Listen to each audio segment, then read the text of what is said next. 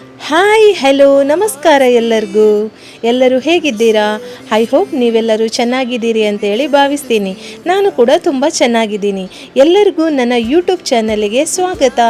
Welcome back to my YouTube channel all is well vlogger Kannada and Tulu vlog. Guys, ಇವತ್ತಿನ ರೆಸಿಪಿಯಲ್ಲಿ ತುಂಬ ಬೊಂಬಟಾಗಿರೋ ಒಂದು ರೆಸಿಪಿನ ನಾನು ತಗೊಂಡು ಬಂದಿದ್ದೀನಿ. ಅದು ಕೂಡ ಹಳ್ಳಿ ಸ್ಟೈಲಿಯಲ್ಲಿ ಪರ್ಫೆಕ್ಟಾಗಿ ಕೈಮಾ ಸಾರು ಹೇಗೆ ಮಾಡೋದು ಅಂತೇಳಿ ನೋಡ್ಕೊಂಡು ಬರೋಣ. ಅದು ಯಾವ ಕೈಮಾ ಸಾರು ಅಂತೀರಾ? ಅಂತಿಂಥದ್ದಲ್ಲ, ಚಿಕನ್ ಹಾಗೂ ಇತುಕಿದ ಅವರೆಕಾಳು ಬೇಳೆನ ಹಾಕಿ ನಾನು ಇಲ್ಲಿ ಕೈಮಾ ಸಾರು ಮಾಡ್ಕೊಂಡಿದ್ದೀನಿ. ಈ ಚಿಕನ್ ಕೈಮಾ ಸಾರು ಸೂಪರ್ ಅಂದರೆ ಸೂಪರ್ ಆಗಿರುತ್ತೆ. ಅದರಲ್ಲೂ ನಾವು ಇತುಕಿದ ಅವರೆಕಾಳನ್ನು ಯೂಸ್ ಮಾಡಿ ಇಲ್ಲಿ ನಾವು ಸಾಂಬಾರು ಮಾಡ್ಕೊಂಡಿದ್ದೀವಿ. ಸೊ ಬನ್ನಿ, ಇನ್ಯಾಕೆ ತಡ ಮಾಡೋದು, ಸಾಂಬಾರು ಹೇಗೆ ಮಾಡೋದು ಅಂತ ನೋಡ್ಕೊಂಡು ಬರೋಣ.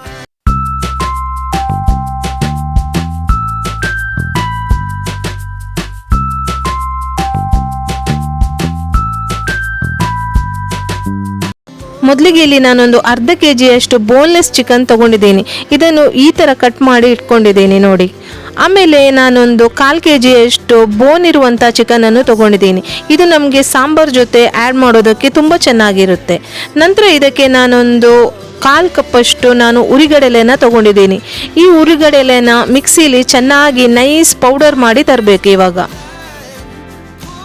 ಇಷ್ಟು ನೈಸಾಗಿ ಪುಡಿ ಮಾಡಿಕೊಂಡ್ರೆ ಸಾಕು. ಇಲ್ಲಿ ಇವಾಗ ನಾನೊಂದು ಸ್ಟವ್ ಮೇಲೆ ಬಾಣಲೆ ಇಟ್ಕೊಂಡಿದ್ದೀನಿ.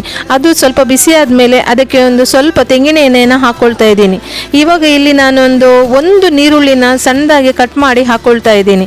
ಅದರ ಜೊತೆ 1 ಆ್ಯಪಲ್ ಟೊಮೆಟೋನ ಹಾಕ್ತಾ ಇದ್ದೀನಿ. ಅದು ಕೂಡ ಸಣ್ಣದಾಗಿ ಕಟ್ ಮಾಡಿ ಹಾಕ್ಕೊಳ್ತಾ ಇದ್ದೀನಿ. ಅದರ ಜೊತೆ ನಾನೊಂದು 2 ಇಂಚು ಶುಂಠಿನ ಹಾಕ್ತಾ ಇದ್ದೀನಿ. ನಂತರ ನಾನೊಂದು 1.5 ಗೆಡ್ಡೆ ಬೆಳ್ಳುಳ್ಳಿನ ಬಿಡಿಸಿ ಹಾಕ್ಕೊಳ್ತಾ ಇದ್ದೀನಿ.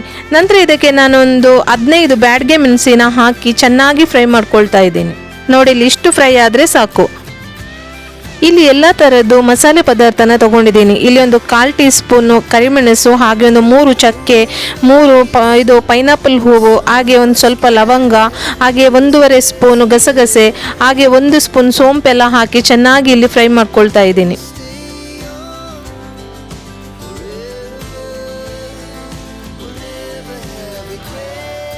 ನೋಡಿ, ಇಷ್ಟು ಫ್ರೈ ಆದರೆ ಸಾಕು.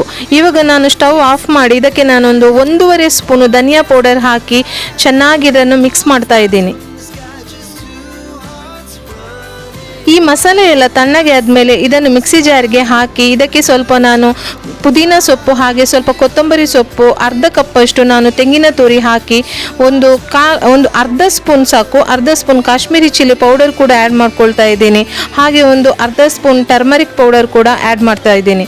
ನಂತರ ಇದಕ್ಕೆ ಒಂದು 1/4 ಟೀ ಸ್ಪೂನ್ ಜೀರಾ ಪೌಡರ್ ಕೂಡ ಆ್ಯಡ್ ಮಾಡಿ ಸ್ವಲ್ಪ ಹುಣಸೆ ಹಣ್ಣು ಹಾಕಿ ಇದನ್ನು ನೈಸಾಗಿ ಮಿಕ್ಸಿಯಲ್ಲಿ ರುಬ್ಕೊಂಡು ಬರಬೇಕು. ನೋಡಿ, ಇಷ್ಟು ನೈಸಾಗಿ ರುಬ್ಬಿದ್ರೆ ಸಾಕು. ಇವಾಗ ಸ್ವಲ್ಪ ಒಂದು 4 ಸ್ಪೂನ್ ಮಸಾಲೆನ ಹಾಗೇನೆ ಮಿಕ್ಸಿಯಲ್ಲಿಟ್ಟು ಬಾಕಿದು ಮಸಾಲೆನ ನಾನು ಬೇರೆನೇ ಇಟ್ಟಿದ್ದೀನಿ. ಅದಕ್ಕೆ ಇವಾಗ ನಾನು 1 ನೀರುಳ್ಳಿನ ಸಣ್ಣದಾಗಿ ಹೆಚ್ಚಿರೋ ನೀರುಳ್ಳಿನ ಹಾಕ್ತಾ ಇದ್ದೀನಿ. ಹಾಗೆ ಅದರ ಜೊತೆ ಸ್ವಲ್ಪ ಕೊತ್ತಂಬರಿ ಹಾಗೆ ಪುದೀನ ಕೂಡ ಹಾಕ್ತಾ ಇದ್ದೀನಿ. ನಂತರ ಇಲ್ಲಿ ನಾನೊಂದು 4 ಮೆಣಸಿನ್ಕಾಯಿಯನ್ನು ಹಾಕ್ತಾ ಇದ್ದೀನಿ. ಆಮೇಲೆ ಇದಕ್ಕೆ ನಾನು 1 ಮೊಟ್ಟೆನ ಹೀಗೆ ಒಡೆದು ಹಾಕ್ತಾ ಇದ್ದೀನಿ. ನಂತರ ಇಲ್ಲಿ ನಾನು 1.5 ಸ್ಪೂನ್ ಆಗುವಷ್ಟು ಉಪ್ಪನ್ನು ಸೇರಿಸ್ಕೊಳ್ತಾ ಇದ್ದೀನಿ. ಇವಾಗ ಇದಕ್ಕೆ ನಾನು ಬೋನ್ಲೆಸ್ ಚಿಕನನ್ನು ಹಾಕ್ತಾ ಇದ್ದೀನಿ.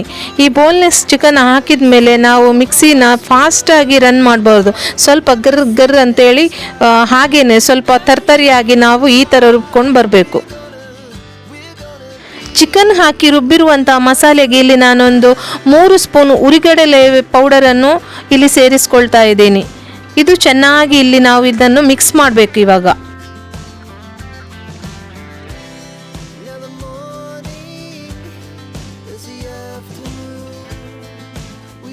ಇಲ್ಲಿ ನನಗೆ ಮಸಾಲೆ ಸ್ವಲ್ಪ ತೆಳು ಅಂತೇಳಿ ಅನಿಸ್ತು. ಅದಕ್ಕೋಸ್ಕರ ನಾನು ಇನ್ನೂ ಒಂದು 2 ಸ್ಪೂನು ಉರಿಗಡಲೆ ಪೌಡರನ್ನು ಇಲ್ಲಿ ಸೇರಿಸ್ಕೊಳ್ತಾ ಇದ್ದೀನಿ. ಈ ಉರಿಗಡಲೆ ಪೌಡರನ್ನು ಚೆನ್ನಾಗಿ ಇಲ್ಲಿ ನಾನು ಮಿಕ್ಸ್ ಮಾಡ್ತಾ ಇದ್ದೀನಿ. ನೋಡಿ, ಈ ಮಿಕ್ಸ್ ಮಾಡಿ ಆದಮೇಲೆ ಇದನ್ನು ನಾವೀಗ ಕೈಮಾ ಉಂಡೆ ಕಟ್ಟಬೇಕಾದ್ರೆ ನಾವು ಸ್ವಲ್ಪ ಕೈಗೆ ಸ್ವಲ್ಪ ಆದರೂ ಆಯಿಲ್ ಹಾಕಿ ಕೈಮಾ ಉಂಡೆ ಕಟ್ಟಬೇಕು. ಅರ್ಥ ಆಯ್ತಾ? ಇಲ್ಲಿ ನೋಡಿ, ಈ ಥರ ನಾನು ಕೈಮಾ ಉಂಡೆ ರೆಡಿ ಮಾಡಿಟ್ಟಿದ್ದೀನಿ.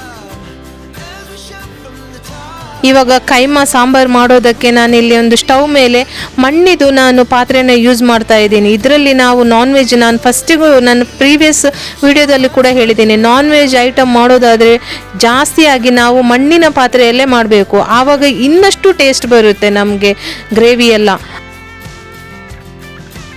ಇವಾಗ ಇಲ್ಲಿ ನಾನು ಮಣ್ಣಿದು ಪಾತ್ರೆಗೆ ಒಂದು 3 ಸ್ಪೂನ್ ತೆಂಗಿನ ಎಣ್ಣೆಯನ್ನು ಹಾಕಿದ್ದೀನಿ.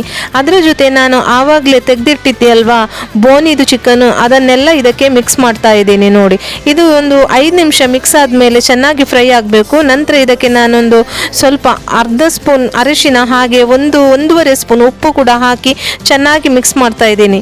ಆಮೇಲೆ ಇದಕ್ಕೆ ನಾನೊಂದು ಸ್ವಲ್ಪ ಕರಿಬೇವು ಸೊಪ್ಪನ್ನು ಹಾಕಿ ಇದೊಂದು 5 ನಿಮಿಷ ಚೆನ್ನಾಗಿ ಫ್ರೈ ಮಾಡಿದರೆ ಸಾಕು.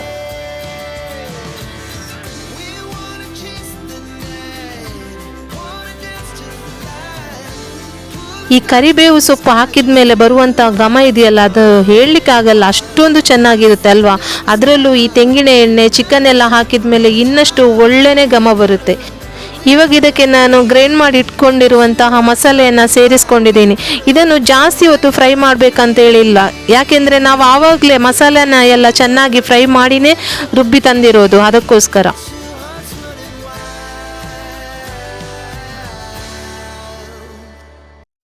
ಆನಂತರ ಇದಕ್ಕೆ ನಾನೊಂದು ಅರ್ಧ ಕಪ್ ಆಗುವಷ್ಟು ಇತುಕಿದ ಅವರೆಕಾಳು ಬೇಳೆನ ಸೇರಿಸ್ಕೊಳ್ತಾ ಇದ್ದೀನಿ. ಈ ಅವರೆಕಾಳು ಬೇಳೆನ ಹಾಕಿ ಒಂದು 2 ನಿಮಿಷ ಹಾಗೇನೆ ಈ ಮಸಾಲೆ ಜೊತೆ ಫ್ರೈ ಮಾಡಿಕೊಂಡ್ರೆ ಸಾಕು.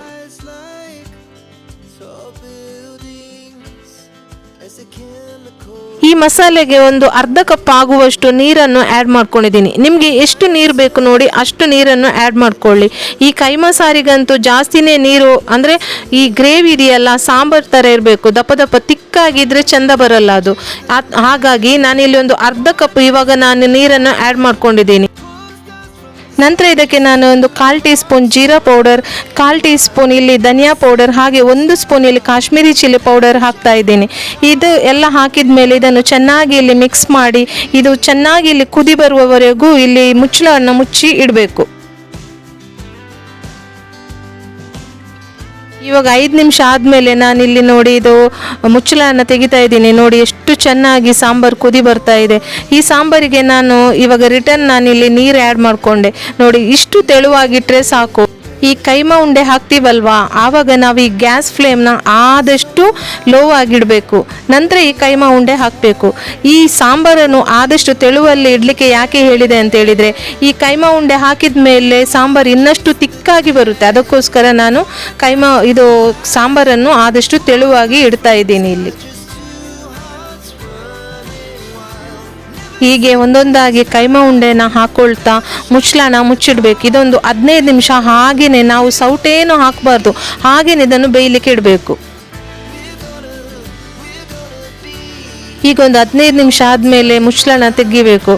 ಇಲ್ಲಿ ನೋಡಿ, ಇಲ್ಲಿ ಕೈಮಾ ಉಂಡೆ ಎಲ್ಲ ಬೆಂದು ಹೇಗೆ ಮೇಲೆ ಬಂದು ನಿಂತಿದೆ ನೋಡಿ, ಸ್ವಲ್ಪನೂ ಬ್ರೇಕ್ ಆಗಲಿಲ್ಲ. ನೋಡಿ ಎಷ್ಟು ಚೆನ್ನಾಗಿ ಇದು ಬಂದಿದೆ ನೋಡಿ ಕೈಮಾ ಉಂಡೆ. ಇನ್ನೂ ಸ್ವಲ್ಪ ಇದೊಂದು 5 ನಿಮಿಷ ಹಾಗೇನೆ ಮುಚ್ಚಳನ ಮುಚ್ಚಿ ಬೇಯಲಿಕ್ಕೆ ಇಡುವ.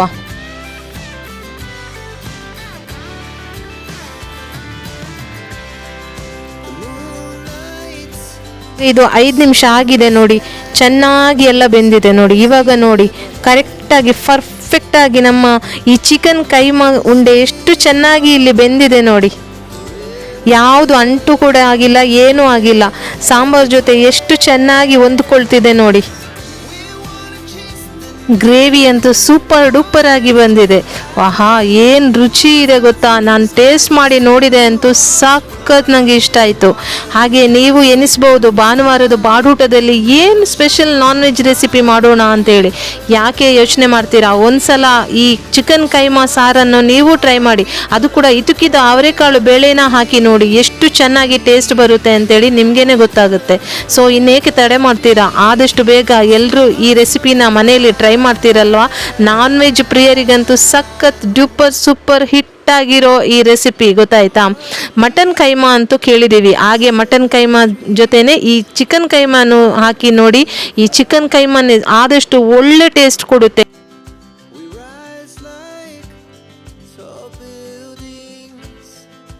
ಈ ರೆಸಿಪಿನ ನಾನು ಅನ್ನದ ಜೊತೆ ಹಾಕಿ ತಿಂದೆ. ಹಾಗೆ ನೀವು ಬೇಕಿದ್ರೆ ಚಪಾತಿ ಜೊತೆ, ಮುದ್ದೆ ಅಂತೂ ಇದಕ್ಕೆ ಹೇಳಿ ಮಾಡಿಸಿದ್ದು ಜೋಡಿ.